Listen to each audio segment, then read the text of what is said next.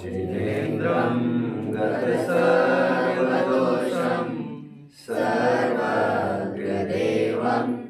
हितदर्शकं च श्रीजैनसिद्धान्तप्रवेशिकेयं विरच्यते स्वल्पधियामिताय।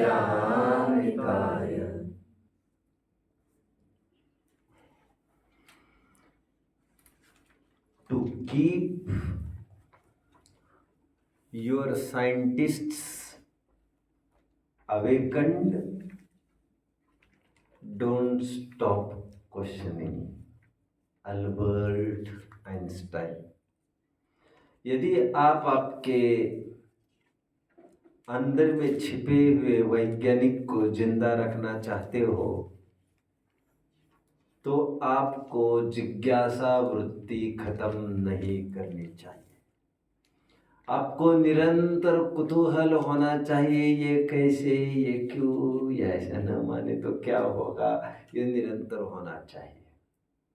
क्या, क्यों, कौन, कहा, कैसे और कब, 6 ये मेरे सच्चे साथी मुझे सिखाते सब। जॉन कीट्स एक पोएट हुए हैं इंग्लिश में, उन्होंने भी ऐसा कहा है।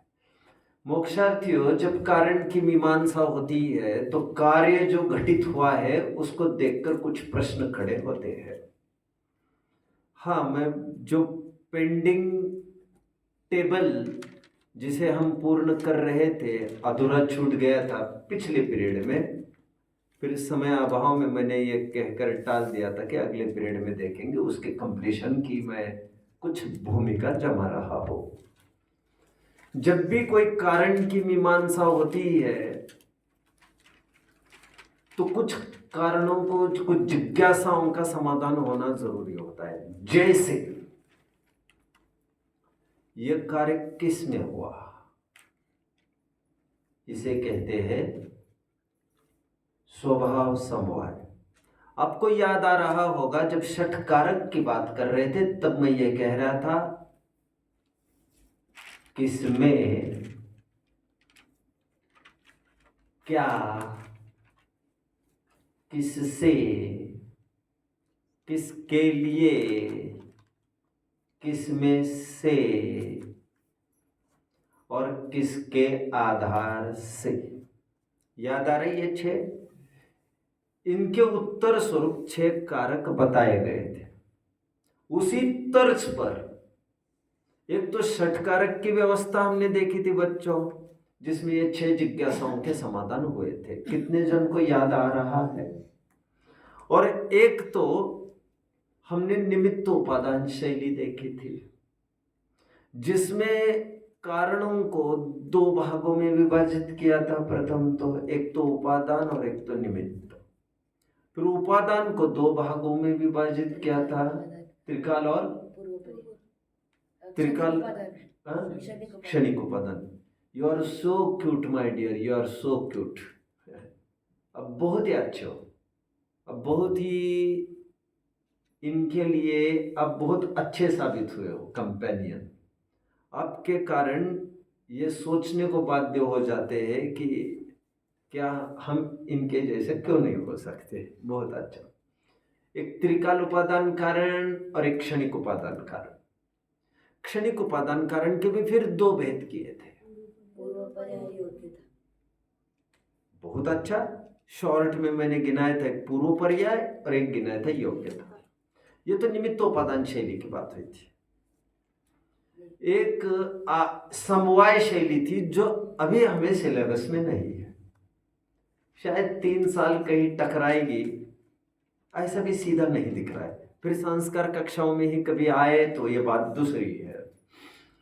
बट एक तीसरी शैली है समवाय शैली, और आज हम बैठे हैं तीनों का तालमेल लगाने के लिए, तीनों शैलियों का। कारण की मीमांसा तीनों में से किसी भी शैलियों से होती है, और कहीं से भी जाओ पहुंचना तो वही है। तो 3 शैली, एक समवाय शैली, एक षटकारक शैली और एक निमित्तोपादान शैली या उपादान निमित्त शैली कही है। इसीलिए मैंने 2 कॉलम्स बनवाए आपसे। एकदम लेफ्ट वर्ड जो बनवाया वो 1/5 पार्ट है, तो वो बनवाया शैली का, कारण शैली, कौन सी शैली का प्रयोग कर रहे हैं हम। और राइट का जो पार्ट है, जो 4/5 पार्ट है, 4/5 समझते हो ना, व्हाट इज 4/5? 5 के इसमें 4। बहुत अच्छा, बहुत अच्छा, बहुत अच्छा। आप मुझे थोड़ा समय देंगे, 2-3 साल। अब जैसे 8th में आए हो ना, आप 8th में हो ना, 3 साल। अब बाहर निकलते समय अब आप एकदम निखर कर निकलोगे। आप पाएंगे 10-15 साल के बाद आप सबसे आगे आप स्वयं को पाएंगे। थोड़ा समय आपको देना पड़ेगा। 4/5 पार्ट आपको कारण लिखने के लिए कहा था, है ना, कारण, कारण। Okay okay. पहला कॉलम शैली का, दूसरा कॉलम कारण का। उस कॉलम में मैंने ये कहा था, कारण में 4 सब कॉलम होने वाले हैं। बट अभी ये सब कॉलम अभी मत बनाइए, क्योंकि छोटे बड़े भी बन सकते हैं, कैसे भी बन सकते हैं। तो अभी एक काम करिए, आप 2-2 लाइन रख सकते हैं। जिसने एक लाइन रखी हो डजंट मैटर। जिसमें शैली में पहले कॉलम में आप लिखेंगे समवाय, समवाय शैली। दूसरे कॉलम में आप लिखेंगे षटकारक शैली। और तीसरे कॉलम में लिखेंगे उपादान निमित्त शैली, निमित्तोपादान शैली। ऐसा कल बना था। कितने जन यहां तक पहुंच गए थे? शाबाश। अब कारण में काफी कंफ्यूज हो रहे थे बहुत जन, जबकि ऐसे कंफ्यूजन का कोई अवसर था नहीं। कारण में मैंने ये कहा था, अब समवाय क्या करता है देखिए जरा। समवाय वो मीमांसा करता है कोई कार्य होने के बाद किसमें हुआ काम। एक, हाँ कौन? स्वभाव। शाबाश। किसमें होगा काम? स्वभाव में होगा। बहुत अच्छा। जैसे तेल चाहिए मुझे, तो ये तो तय करना पड़ेगा। ऐसे थोड़ी बालू रगड़ने से उसमें से तेल तो नहीं निकलेगा। पहले ये पता होना चाहिए स्वभाव है किसमें तेल निकलने का। तो कारण मीमांसा करते समय पहले स्वभाव होना पता जरूरी है। इसीलिए समवाय के आगे हमने स्वभाव लिखा। स्वभाव ख्याल में है? फिर स्वभाव के वहां एक डंडी खींच दी होगी आपने। दूसरा प्रश्न उत्पन्न होता है किसमें हुआ। फिर दूसरा प्रश्न कैसे हुआ, व्हाट इज द प्रोसेस, विधि क्या है, किसके द्वारा, तो उसे कहते पुरुषार्थ। दूसरा कॉलम। अब तीसरा कॉलम में थोड़ा ध्यान रखना है, तीसरा कॉलम थोड़ा बड़ा है, 1.5 गुना है। 1.5 गुना किससे? इन 4 कॉलमों की साइज से 1.5 गुना लेना है। तो तीसरे कॉलम में 2 प्रश्न एक साथ कोई पूछ बैठा, तो 5 कॉलम बनाइए, 5 कॉलम बनाइए। चलिए आप ऐसा कर सकते हैं। तो उतने ही इससे प्रश्न बना कब हुआ, तो ये हो गया काल लब्धि। क्या हुआ, होनहार। और अंतिम कॉलम फिर बनेगा, मैं पहले ये सोच रहा था काल लब्धि ऑब्लिक होनहार, एक ही कॉलम बन जाए, इसलिए 1.5 गुना कह रहा था। अभी 2 कॉलम अलग अलग बनने को कहे हैं, तो आप जो ऑप्ट करना चाहे वो ऑप्ट कर सकते हैं। और जो जैसा बना रहा है उसके अनुसार मैं दोनों ऑप्शंस बताता रहूंगा आगे। और अंतिम कॉलम बनेगा किसकी हयाती में हुआ, किसकी सन्निधि में हुआ, किसकी प्रेजेंस में हुआ, किसके सहयोग में हुआ, किसकी अनुकूलता में हुआ, विटनेस कौन था, साक्षी कौन था, चश्मदीद गवाह कौन है। तो यहां पर कौन आएगा बच्चों?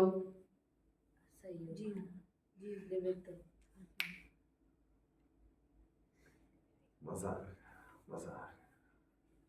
निमित्त।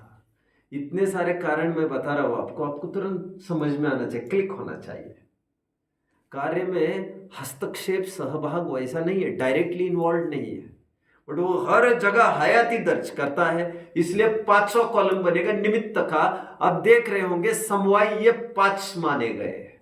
समवाय शैली में 5 कारणों से कार्य की सिद्धि होती है। षट कारक में 6 कारक अभी नीचे लिखने हैं, बट ये 6 कारक कहीं भी कैसे भी नहीं लिखेंगे, वो मैच करके लिखने पड़ेंगे। और निमित्तोपदान शैली का भी मैच करके लिखना पड़ेगा। स्वाध्याय हम करेंगे। कितने जन यहां तक पहुंचे हैं मेरे साथ? शाबाश। दूसरी शैली षटकारक शैली। षटकारक शैली में स्वभाव के स्थान पर हमने 2 कारक रखे, कर्ता और अधिकरण। किसके आधार से?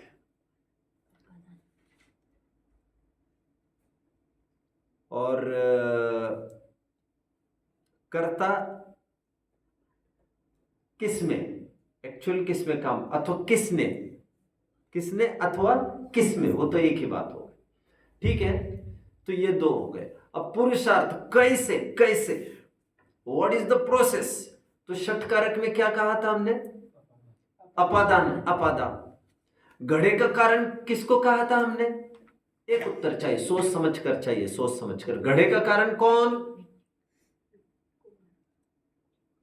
कुछ भी ब्लफ मत करना, ब्लंटली बोलो, बोलो,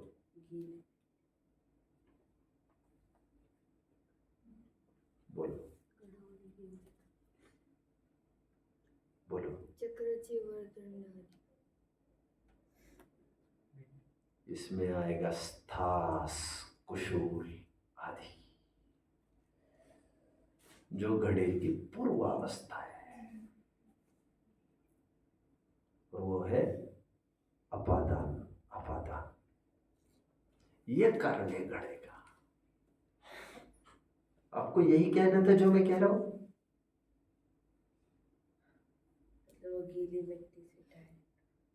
गीली मिट्टी पिछली बार भी आपने अपादान के लिए यही उदाहरण दिया था, तब मैंने कहा था गीली मिट्टी नहीं कहेंगे, केवल पूर्वावस्था, या तो पूर्वावस्था को घड़े की,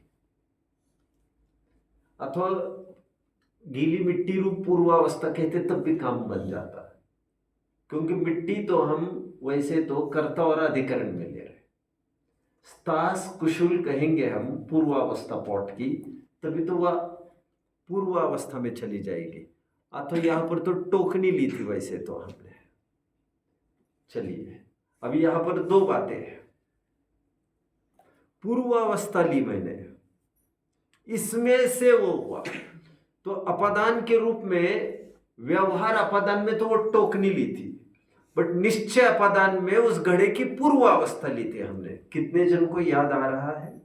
शाबाश। आगे स्वभाव हुआ, पुरुषार्थ हुआ, अब काल लब्धि और होनहार की तरफ बढ़िए।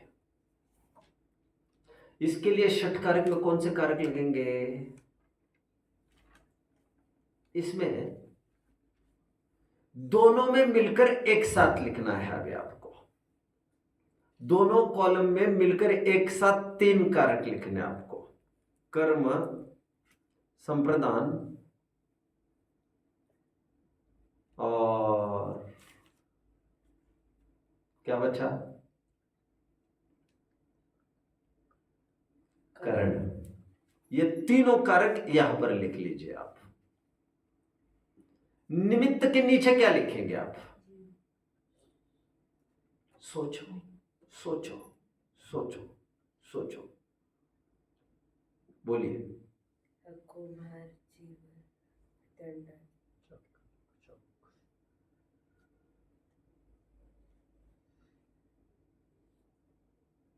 एक शब्द बोल सकेंगे? बाह्य वस्तु, मिट्टी। और अच्छे से? पर। सब सही बोल रहे हो, और अच्छे से बोलो। बहिरंग में। और अच्छे से बोलो। ये मत बोलो, ये मत बोलो कि षटकारक की लाइन में हमें फिल करना है।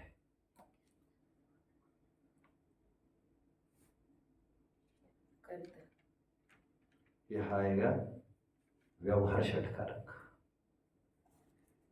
जो लिखाया था पिछली बार, याद आ रहा है, हमने लिखाया था इसको।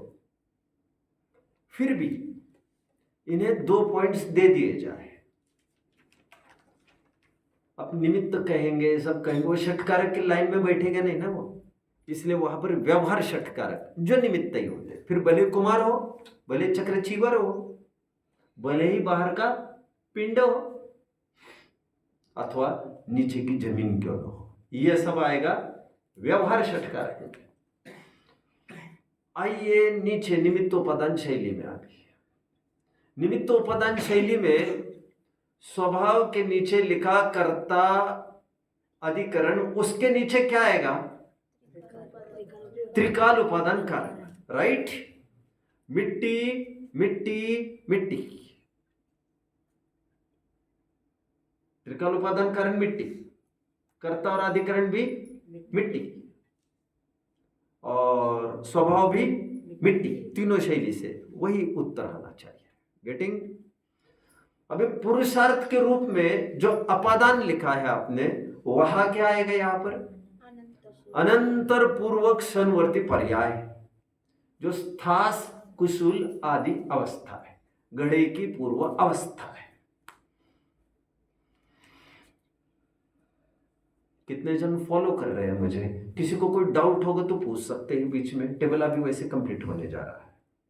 अभी बचा काल लब्धि और होनहार है बच्चों।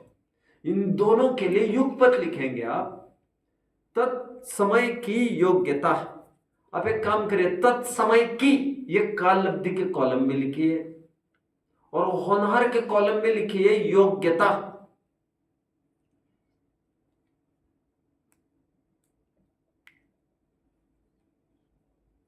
कितने जन समझ रहे हैं? 5 समवाय का रहस्य समझे? किसमें हुआ स्वभाव, कैसे हुआ पुरुषार्थ, कब हुआ काल लब्धि, क्या हुआ होनहार, किसके सानिध्य में हुआ निमित्त। ये 5 बातें थी। अब तत्समय की योग्यता लिख लिया, तत्समय की ये काल लब्धि में लिखा, और योग्यता यह होनहार के लिए लिखा, क्योंकि यह पर्यायवाची है और एक ही कारण है वैसे तो, तत्समय की योग्यता। इसलिए हम एक कॉलम भी बनाना चाहते थे, काल लब्धि ऑब्लिक होनहार कहकर। कितने जन मुझे फॉलो कर रहे हैं? शाबाश। अब अंत में चलिए, निमित्त व्यवहार षटकारक, और नीचे क्या आएगा? अभी नीचे क्या आएगा? नीचे क्या आएगा? उपादान निमित्त के कॉलम में अंतिम कॉलम क्या आएगा? निमित्त के नीचे क्या लिखा जाएगा? जिसे समवाय की शैली में निमित्त कहते हैं, जिसे षटकारक की शैली में व्यवहार षटकारक कहते हैं, उपादान निमित्त की शैली में उसे क्या कहेंगे? निमित्त ही तो कहेंगे, और क्या कहेंगे? तो यहां पर निमित्त ही आएगा।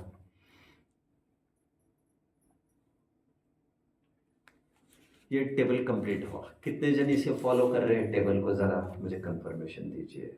किसी को कोई डाउट होगा तो पूछ लीजिए जरा प्लीज। तत्समय का अर्थ जरा कोई मुझे बताएगा? हाँ आप बोलिए।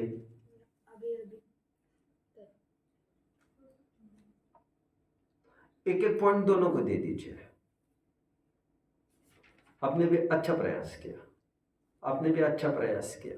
अब दोनों उत्तर के नजदीक खड़े हो, बट दोनों उत्तर सही नहीं है, क्योंकि आप नजदीक ही हो, निमित्त ही हो, उपादान नहीं हो। तत्समय का मतलब उस समय का, उस समय की योग्यता। अरे संस्कृत में आता तो भी इतना बोल देते, कंसेप्ट की जरूरत भी नहीं थी। तत्व मतलब अभी अभी कहना तो आपको वही है, अभी कहकर आपके दिमाग में वो है, ये मैं समझ रहा हूं, आप सही कह रहे हैं।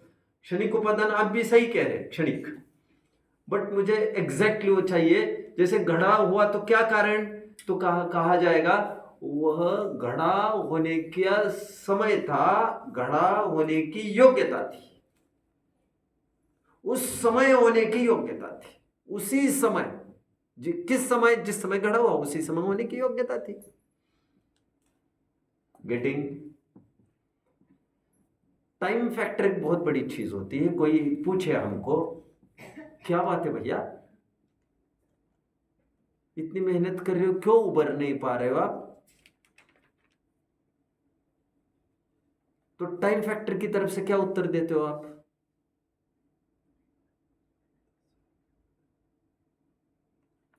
जिस समय योग्यता होगी उस समय।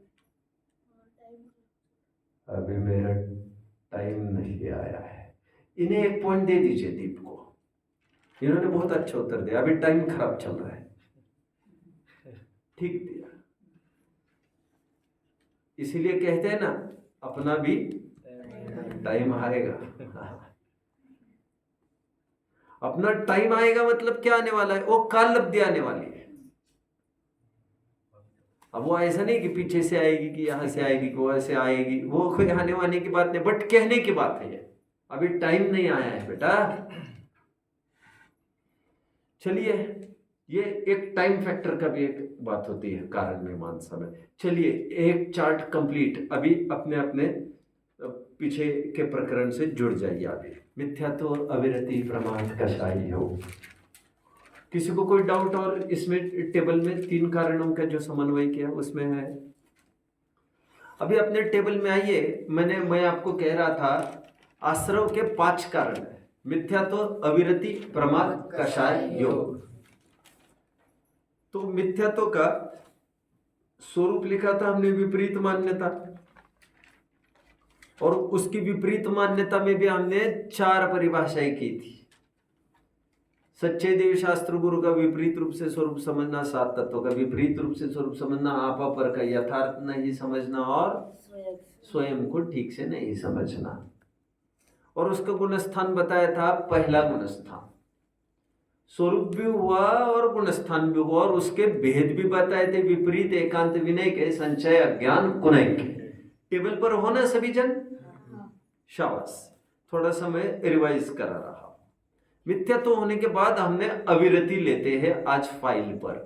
क्वेश्चन 158 एंड 159, इन दोनों प्रश्नों को आज मैं कंप्लीट करूंगा। अविरति लूंगा मैं, अविरति।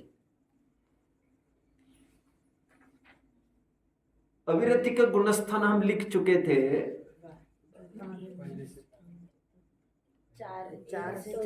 4 तक अथवा 5वें तक, ऐसे 2 विवक्षाएं हम लिखते जा रहे थे अविरति। वो क्यों है वो मैं अभी बताता हूं। अविरति के भेद 12 लिखे थे, याद आ रहा है आपको? आज इसकी थोड़ी गंभीरता भी भाषित करा था वो, क्योंकि इतना जल्दी बढ़कर क्या करेंगे मुझे लग रहा है। मुझे 2 प्रश्न एक पीरियड में इतनी रफ्तार से बढ़ने का भाव है, बस ज्यादा भी मैं क्यों दौड़ू ऐसा लग रहा है। और वैसे 2-3 दिन बचे। अविरति को थोड़ा समझा देता हूं बच्चों, आज थोड़ा मेरी तरफ फोकस करिए। इसी टेबल को आज पूरा करेंगे। अविरति को रटने की कोई जरूरत नहीं है, समझने की जरूरत है। रथ मतलब क्या होता है? लोक अपेक्षा ही यह अपेक्षा है। रथ नहीं बेटा, रथ। रथ मतलब क्या होता है लोक में? देखो, मैं सही बात कह रहा हूं बच्चों। मैंने जो बहुत अच्छे से अध्ययन हुआ है ना मेरा, इन डेप्थ अध्ययन जो हुआ है मेरा, आज बड़े बड़े विद्वानों में भी मुझे बैठने में बिल्कुल भी हीन भावना नहीं होती। उसका एक ही कारण है, मैं लौकिक परिवेश में बहुत सोचता हूँ, बहुत सोचता हूँ। आप पाएंगे, आपको एकदम तला हाथ पर रखी हुई चीज आपको ख्याल में आएगी। साधारण शब्द है, एनीवे।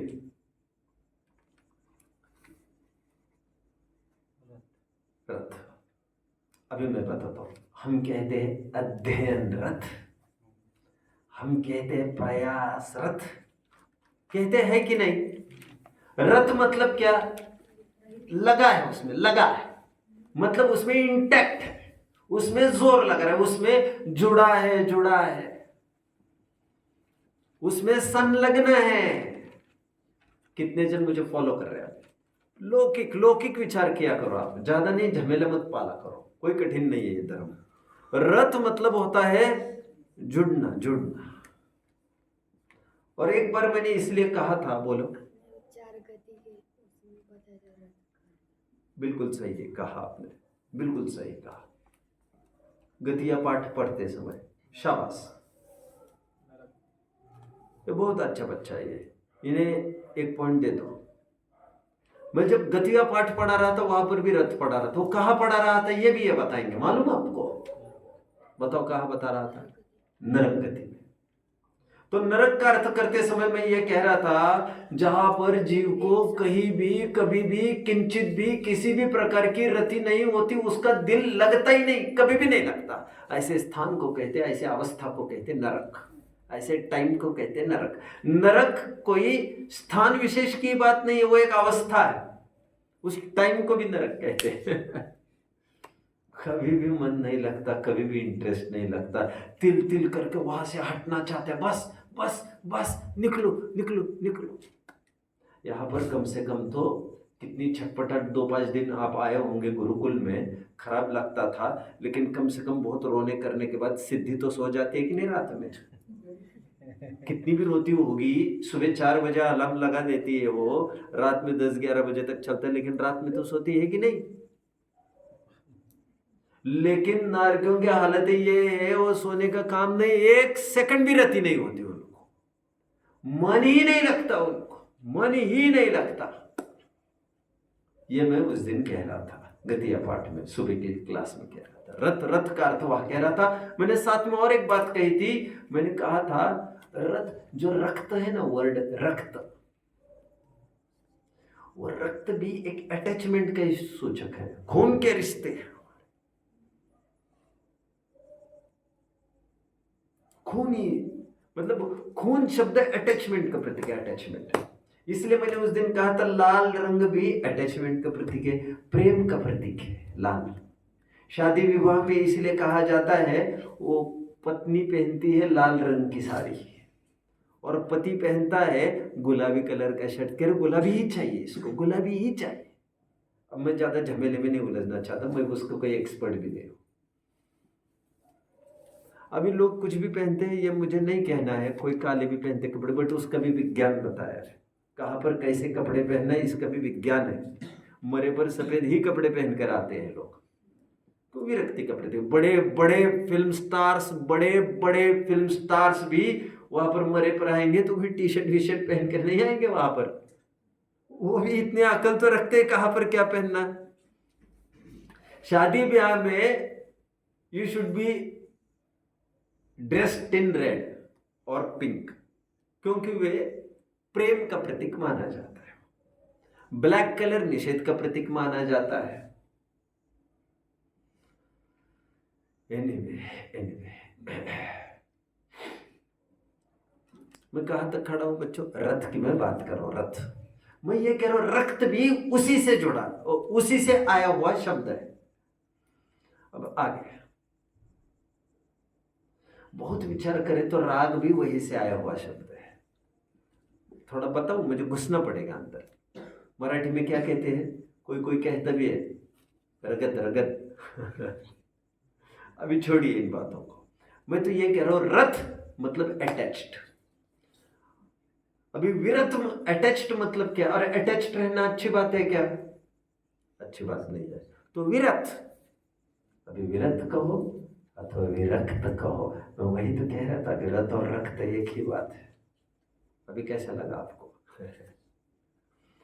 विरक्त हो गए मतलब अभी तक क्या थे? रक्त थे। रक्त भैया, रक्त तो खून को कहते। अरे भाई मैं वही तो कह रहा हूं आपको, रक्त मतलब अटैच्ड खूनी रिश्ता, उस जिसके बिना होने की कल्पना नहीं होती। रक्त के विरुद्ध शब्द हो गए विरक्त। यहाँ पर वी उपसर्ग विशेषता के अर्थ में नहीं है, विलोम और विरुद्धता के अर्थ में है। मैं आपको व्याकरण सिखा रहा हूं, व्याकरण व्याकरण। मैं बहुत सोचता हूँ कितना कठिन बना देते आप। जैसे निर्धार मतलब क्या? निश्चय, निश्चय, निर्धार किया है मैंने। वो शब्द कहाँ से बना? विशेष प्रकार से मैंने धारा है इसको कि मैं ऐसा करूंगा, धारण करना, दैट इज ऑल। उसी को निर्धार कहते हैं। धार से शब्द आया, उसको पकड़े रखो, आगे कुछ नहीं होता है उसमें। चलिए, रथ के विरुद्ध शब्द बनेगा विरत। हम सबको कैसे होना है? विरत होना है। और विरत होता है किससे? विरत होना है विषयों से, बाह्य विषयों से ही विरत होते हैं। सोई 12 प्रकार की विरक्ति, 12 प्रकार के विषय बताए, और कुछ विषय हिंसा परक बताए और कुछ विषय इंद्रिय परक बताए। इतनी सी बात है।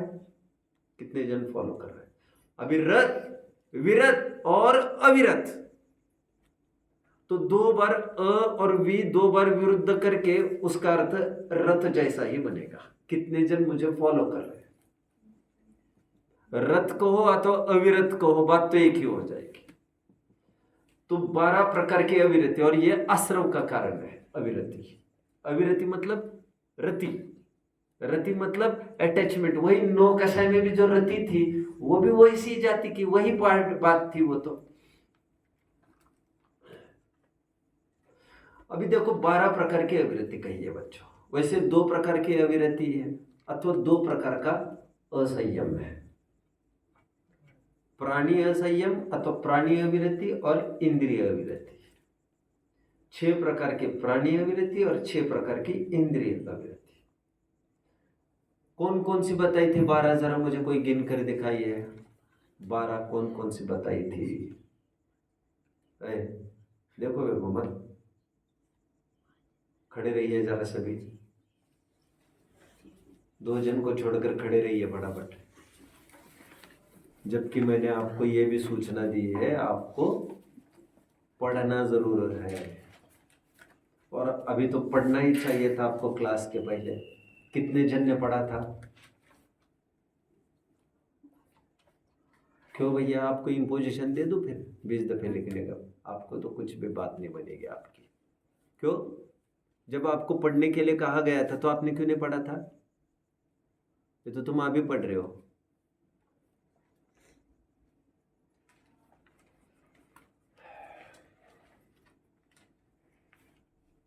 बारह विरति कौन सी कही थी?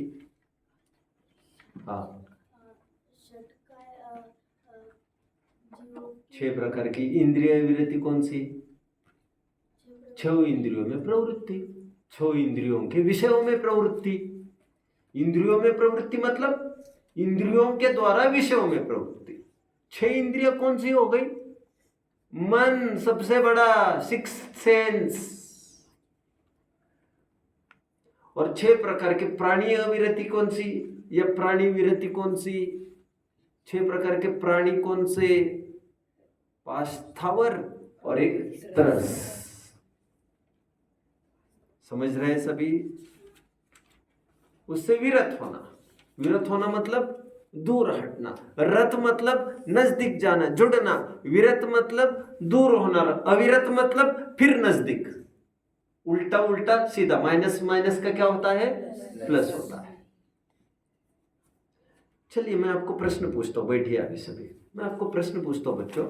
6 प्रकार की प्राणी अविरति में ऐसा भी तो लिख सकते थे, 1 इंद्रिय, 2 इंद्रिय, 3 इंद्रिय, 4 इंद्रिय, असंगी पंचेंद्रिय और संगी पंचेंद्रिय। ये 6 प्राणी ऐसा न कहकर ऐसे क्यों कहे? कितने जन प्रश्न समझ रहे हैं? जरा हाथ ऊपर करिए। 1 2 हाथ ऊपर करिए अच्छे से। हाँ, 2 3। जरा खड़े रहिए, इन 3 को छोड़कर खड़े रहिए जरा।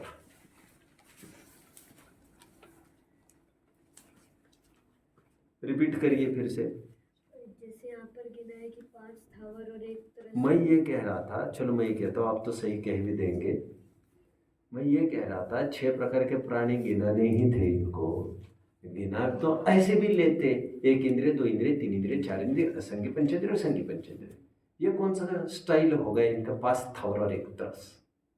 अरे तरसों को गिनाओ ना तुम, 2 इंद्रिय 3 इंद्रिय, फिर पास थावर गिनाते बैठे हो, 1 इंद्रिय बोल देते सीधा। इतना सा प्रश्न है, क्या लॉजिक है आपके पास, क्या उत्तर है आपके पास, ऐसे क्यों गिनाया आचार्य ने? फिर मुझे टेक्निकल एनालिसिस भी करना है आज, तो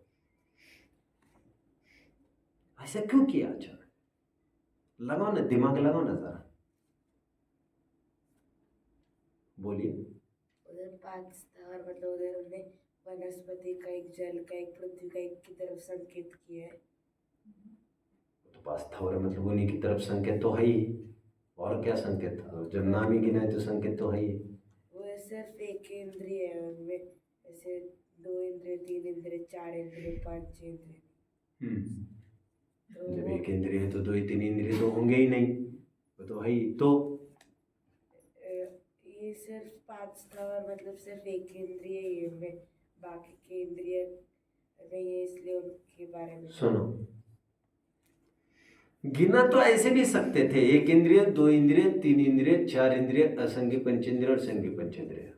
बट जरा विचार करो, 6 ही गिनाने का कोई नियम थोड़ी था, फिर तो 5 ही गिनाते, 1 इंद्रिय 2 इंद्रिय 3 इंद्रिय 4 इंद्रिय 5 इंद्रिय गिनाने का, तो फिर इतना उलझन क्यों पालते? बट 6 जानबूझकर इसीलिए गिनाए जा रहे हैं क्योंकि तरस को तो सभी जीव स्वीकार करते, बट पास थावरों को कोई जीव स्वीकार करता ही नहीं है। पत्थर को कौन जीव स्वीकार करता है? इतना सब पढ़ लिखने के बाद भी किसी पत्थर पर बैठते समय तुम हम भी ये सोच पाते ये चेतन है? हालांकि मैं तो सोचता हूँ और मैं जानता भी हूँ, मैं समझता भी हूँ, मैं तो पढ़ाने की स्टाइल मेरी ऐसी। हवा चल रही हम समझ रहे वो चेतन है, आग जल रही हम समझ रहे वो चेतन है, मैं तो समझता हूँ। लाइट चल रही है निरंतर, अग्नि का एक जीव उत्पन्न हो रहे हैं, मर रही है, समझ रहे हैं। तो लोग तरस को तो जीव समझते क्योंकि उसमें हलन चलन खाना पाना आदि साफ देखने में आता है। चिंटियों के बिलों को खोद कर देखा तो बच्चों वहां पर किलो किलो 2-2 3-3 4-4 किलो भोजन की सामग्री पाई गई गड्ढों में। इतनी अकल चिंटियां रखते हैं, आप समझ रहे बात को? चिंटियों को ये पता है आपके 5 कमरों में से दूसरे कमरे में, तीसरी अलमारी में, चौथी मंजिल पर, इस डब्बे में, इस खंड में शक्कर रखी है। तुम्हें तो खोल खोल के देखना पड़ेगा 25 चीजें।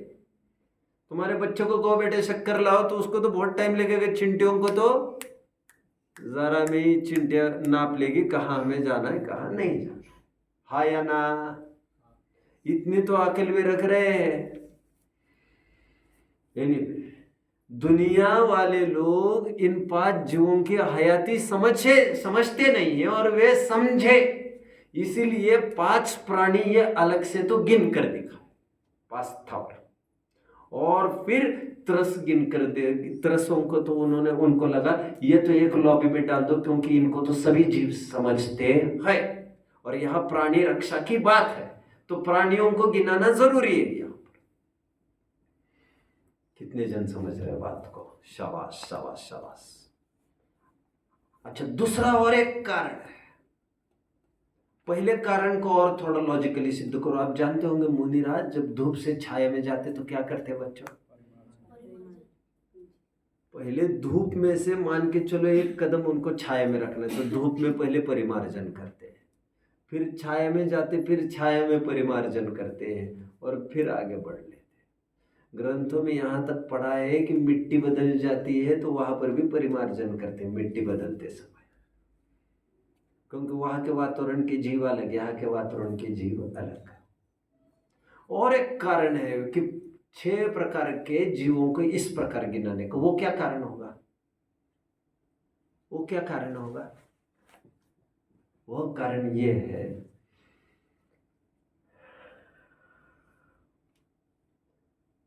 तुम हम लोग तरस जीव का घात नहीं कर सकते, केवल स्थावर का घात कर सकते हैं। और इसीलिए मर्यादा बांधने के लिए 5 स्थावर अलग से करके दिखाए। और सभी तरस एक में इसीलिए लिए क्योंकि 2 इंद्रिय हुआ तो 5 इंद्रिय, तुम किसी की भी हिंसा नहीं कर सकते।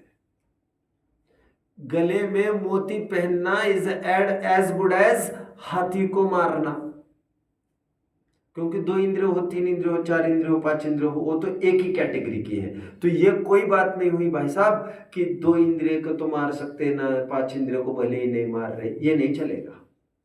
सब बराबर से त्याज्य है, ये भी बताना था। ये 2 हेतु से मैंने बात को सिद्ध किया। कितने जन समझ रहे हैं? शाबाश। बैठ जाइए सभी। किसी को कोई डाउट होगा तो पूछ लीजिए जरा। है किसी को डाउट? अविरति के 12 भेद लिख लिया आपने। अभी स्वरूप बताता हूँ थोड़ा सा, मेरे पास है तो 10 मिनट बोलिए। तो 5 स्थावर में तो वो पंचेंद्रिय जीव, 4 इंद्रिय जीव तो नहीं आते। 5 स्थावर में एक ही इंद्रिय के जीव आते हैं। तो हम वो आगे के 2 इंद्रिय, 3 इंद्रिय, 4 इंद्रिय, पंचेंद्रिय क्यों गिना है? क्योंकि उनका घात नहीं करते हम। नहीं गिनाते ना हम, नहीं गिनाए ना आचार्य ने, एक तरस ही गिनाए बस। वही तो मैं कह रहा हूं। 2 इंद्रिय 3 इंद्रिय अलग से क्यों गिनाते? केवल तरस गिनाए, क्योंकि तरस में भेद करना ही नहीं है आचार्यों को। वो कहते हैं तरस 2 इंद्रिय हो, 3 इंद्रिय, 4 5 इंद्रिय हो, सभी एक प्रकार के त्याज्य है। लोग घर पर शंख वगैरह की डिजाइन लगाते, देखे? किसी के घर है शंख की डिजाइन, पोस्टर वगैरह? किसी के छोटे भाई बहन वो शंख वाले कपड़े पहनते हैं? चलो वो तरस जीव है बच्चों। वो क्या है? तरस जीव। उसके आश्रय से रहते हो, तरस की डेड बॉडी है वो, हम उसका प्रयोग नहीं कर सकते। सिल्क है किसी के घर? सिल्क रेशमी कपड़े पापा पहनते हैं। हाँ? चश्मा पोछने के लिए सिल्क से कोई चश्मा पोछता है क्या? नहीं, वो रखा है यूज नहीं। अरे सिल्क से पोछता है क्या कोई? वो कॉटन रहता है। अभी तुम्हें मैं बाद में समझाऊंगा। अभी चलिए आगे बढ़ना है। आप समझ रहे हैं? मेरा उत्तर मिल रहा है आपका? आपको 2 3 4 इंद्रिय ऐसा भेद करके नहीं दिखाना चाहते आचार्य देव। वे सीधा ये कहते हैं कि इसमें विभाजन नहीं होगा, इसमें कोई चॉइस नहीं है तुम्हारे, इसमें नो एंट्री बोर्ड लगाए तुम्हें। तुम इसे you can't extract happiness at the cost of exploiting this category. तुम इनको घात करने की कीमत पर सुख उपजा नहीं सकते।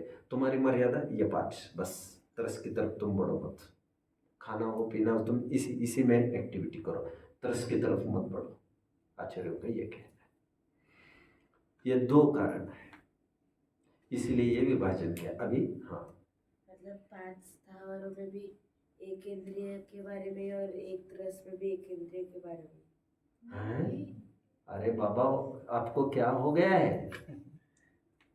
तरस में एक इंद्रिय का क्या काम है? स्थावर मतलब एक इंद्रिय, तरस मतलब 2 इंद्रिय से लेकर 5 इंद्रिय तक। हम कई दफे देख चुके हैं इस बात को। तरस मतलब 2 इंद्रिय से 5 इंद्रिय तक, स्थावर मतलब एक इंद्रिय। समझ में आया? कोई डाउट?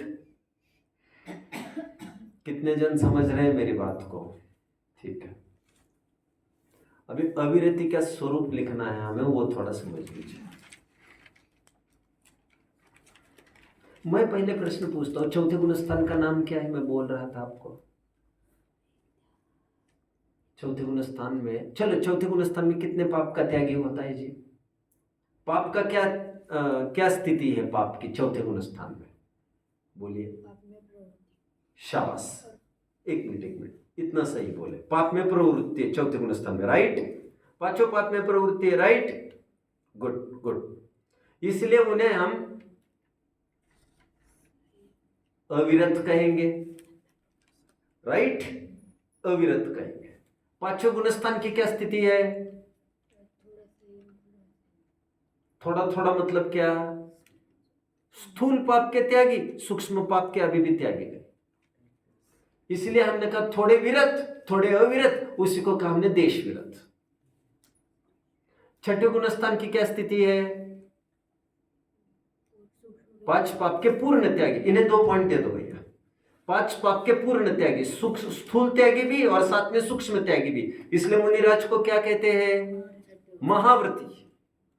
सब प्रकार की अविरति का त्याग हो गया और वे विरत हो गए। विरत क्या हो गए? विरत। विरत कहो अथवा विरक्त कहो, अभी एक ही बात हो गई। 3 स्तर देख रहे हैं हम। 12 अविरति, एक देश अविरति और 0 अविरति। 3 स्तर देख रहे हैं। कितने जन समझ रहे हैं मुझे? अभी मेरा प्रश्न है, पंचम गुणस्थान में देश विरति कहा, एक देश विरत, थोड़े विरत, थोड़े विरत, तो 12 में से कितने पार्ट में विरत है और कितने पार्ट में अविरत है? जरा मुझे बताना बच्चों।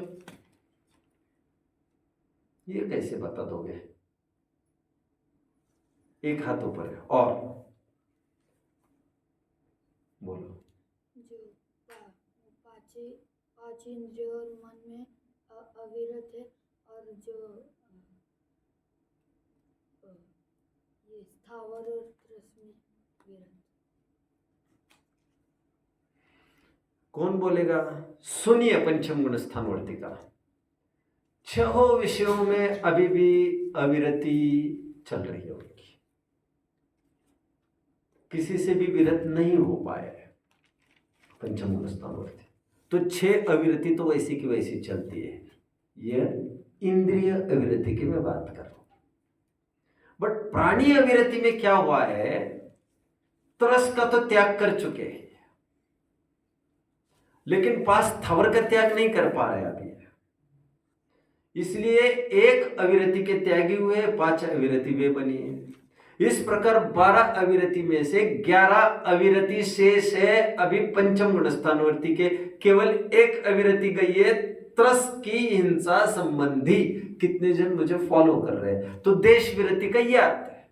देश विरति में देश का अर्थ क्या?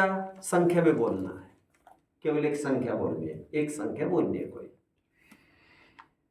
देश विरत, पंचम गुणस्थानवर्ती देश विरत हुए हैं, वहां पर देश मतलब कितना? एक संख्या बोलनी है आपको। कितनी? 1 बोलनी है आपको। बोलो 1। आहा हा हा हा। दे दो भैया इन्हें 2 पॉइंट दे दो। लोगों को लग रहा होगा 1 बोलो, अपने 1 बोलो तो उसका मार्क दिया जा रहा है। हाँ प्लीज प्लीज प्लीज, इतना समझाओगे तो अगला प्रश्न कहाँ से पूछूंगा। Next question. पंचम गुणस्थान में देश विरत है तो देश अविरत भी है। देश अविरत है क्या? देश अविरत है। यहां पर देश का एक अर्थ बोलो, एक अर्थ बोलो, एक अर्थ बोलो। 11। एक लोगों को लगता होगा 1 बोलो तो 11 बोल रहे हैं, इसलिए इनको पॉइंट मिल रहे हैं। समझ में आ रहा है क्या आपको? कितनी विरति है 5वें गुणस्थान में? 12। चौथे गुणस्थान में कितनी विरति है? विरति कितनी है? विरति 1। चौथे गुणस्थान में विरत है? चौथे गुणस्थान वर्ती विरत है? 12। हाँ, 12 पूर्ण विरत हो गया है चौथे गुणस्थान वर्ती। कुछ भी बाकी नहीं है अभी, कुछ भी विरत नहीं है अभी चौथे गुणस्थान वर्ती, कुछ भी विरत नहीं है। छठे गुणस्थान वर्ती कितने विरत है? हाँ, पूर्ण विरत। विरक्त हो गए, पूर्ण विरक्त। मैंने कहा ना, विरत समझने के लिए विरक्त शब्द को याद करिए। खत्म। रत और रक्त एक अर्थवाची है।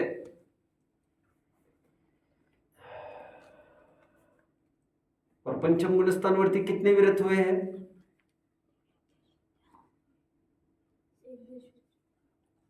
एक देश तो हो ही गए। एक देश मतलब क्या? 1 विरत हुए। 12 में से 1 विरति गई है। फॉलो कर रहे सभी? बोलो। हम लोग छठवें बोध स्थान में वो 12 विरत कह रहे, हाँ, पर वो छठवें बोध स्थान में तो आहार का भी ग्रहण करते। बहुत अच्छा प्रश्न पूछा बालक ने। इन्हें 2 पॉइंट दे दो भैया।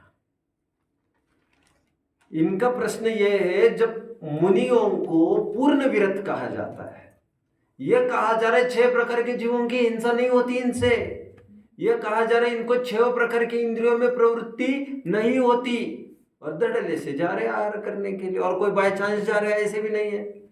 9 महीने, कितने 7 महीने 9 दिन के लिए रोज चक्रे काट रहे हैं, नहीं मिल रहा है फिर भी। तो उनका क्या कहेंगे हम? समाधान कैसे करेंगे? कैसे कहे उनको विरत? हिंसा भी हो रही है उनसे, इंद्रियों में प्रवृत्ति भी हो रही है उनसे, क्या कहेंगे आप उसे? बोलो। आज सुबह हमने कहा था कि द्रव्य भाव हिंसा। शाबाश शाबाश शाबाश शाबाश शाबाश शाबाश शाबाश।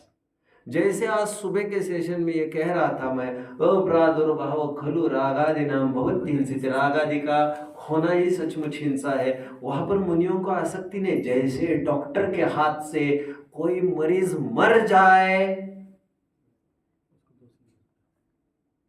तो फिर भी डॉक्टर को यही कहते हैं, कोई बात नहीं, आपने पूरी मेहनत की। डॉक्टर को कोई खूनी नहीं कहता, क्योंकि अभिप्राय उनका बचाने का है। अभिप्राय मैटर्स। ऐसे तो रोजाना लाशें निकलती होगी बड़े बड़े अस्पतालों में से, नहीं निकलती होगी? मरता है, मरेगा ही।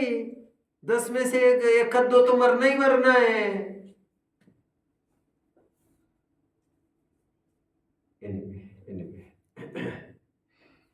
पहले बहुत आदर से देखा जाता था डॉक्टर्स के पास, और मर भी जाता था ना मरीज, तो ऐसे दंगे कभी नहीं हुआ करते थे। ये तो पहली बार जब एक लीडर मर गए, आनंद दिघे नाम सुना होगा आपने, वो जब मर गए पहली बार मुंबई में, तो पूरा हॉस्पिटल तोड़फोड़ किया गया, और तब से प्रचलन पूरा नक्शा बदल गया सब जगह। अभी जहाँ जो मरता था फिर वो हॉस्पिटल फोड़ो, डॉक्टरों को लपेट लो। अरे ऐसे तो कोई डॉक्टर, अभी डॉक्टर फिर भी समझदार हो गए भैया, नया नया बड़ा हॉस्पिटल रिफर कर देते, फिर कैसा लगेगा तुमको? कितने जन फॉलो कर रहे हैं? तो डॉक्टर को कोई हत्यारा खूनी नहीं कहता, ये तो प्रोसेस में होगा। चलिए, ठीक उसी प्रकार मुनिराज का अभिप्राय मारने का नहीं है। वे आहार करने तो जाते हैं, लेकिन इतनी सावधानी रखते हैं, उनके लिए किसी ने आहार नहीं बनाया है। आहार बनाने वालों ने अपने लिए बनाया था, और उसने अपने हिस्से में से मुनियों को आहार दिया, इसलिए उसका पाप मुनियों को नहीं लगता है, ऐसा कहा गया है। गेटिंग? हाँ बोलो। आपने कहा था कि अगर से हिंसा के जगह पर ज्यादा जाना भी नहीं चाहिए, उससे परिणाम भी बदल सकते, तो नहीं माना जाएगा वह हिंसा। अभिप्राय ऐसा नहीं है, और वो किसी को थोड़ी कहते मेरे लिए ये बनवाओ, और मांगते भी थोड़ी है किसी को। सहजता में भैया तैयार है, 2 रोटी तैयार है, आपके लिए नहीं बनी है, तो हम 2 कोर कम खाएंगे तो फर्क नहीं पड़ेगा, आप ले लो। और आप संयम कर रहे हो, उससे हमें भी अच्छा लगेगा, हमें दुख भी नहीं लगेगा। आप समझे?